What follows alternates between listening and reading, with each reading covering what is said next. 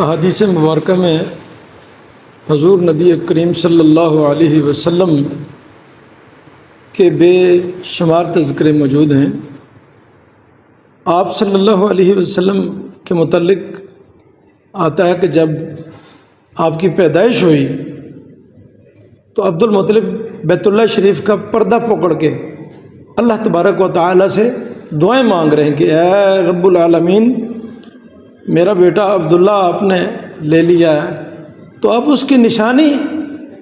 میرے پاس کوئی رہنے دے۔ تو عبد المطلب خود بھی نہیں جانتے تھے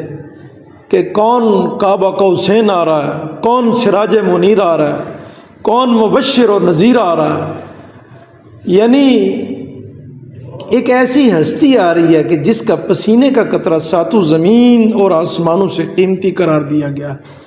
ایسی ہستی آ رہی ہے جو نہ پہلے آئی اور نہ آئندہ آئے گی، اولین و آخرین کی سردار آ رہی ہے، جس کے متعلق حدیث میں آتا ہے کہ لِيَعْرَفُوا بِاسْمِهِ وَنَعْتِهِ وَصُورَتِهِ، تاکہ مخلوق کو پتہ چل جائے کہ یہ مخلوق کا سردار آ رہا ہے۔ طُوفُوا بِهِ مَشَارِقَ الْأَرْضِ وَمَغَارِبِهَا، کہ اس ہستی کو مشرق اور مغرب، شمال و جنوب ہر طرف یعنی یہ ڈنکا بجا دو کہ یہی وہ ہستی ہے جو سردار کل ہے، اس کائنات کی رب العالمین نے پیدا فرمائی۔ لہٰذا آپ علیہ الصلوۃ والسلام پیر کے دن دنیا کے اندر تشریف لائے، اور اس مسئلے کے اوپر جو بات ہے نا وہ اختلافی ہے کہ بعضوں کے نزدیک 12 ربیع الاول اور زیادہ جو جمہور ہے وہ 9 ربیع الاول، لیکن آپ علیہ الصلوۃ والسلام کا سب کا اس بات پر آپ کے متعلق اتفاق ہے کہ آپ کا دنیا سے پردہ 12 ربیع الاول کو ہی ہے۔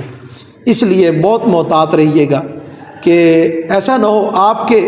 دنیا کے جانے کا دن اور ہم خوشیاں منا رہے ہوں۔ اگر حدود کے اندر رہتے ہوئے خوشی منانی ہے، نوافل پڑھیں، صدقے کریں، خیراتیں کریں، آپ پر کثرت سے درود پڑھیں، ٹھیک ہے، لیکن 9 ربیع الاول کو کریں۔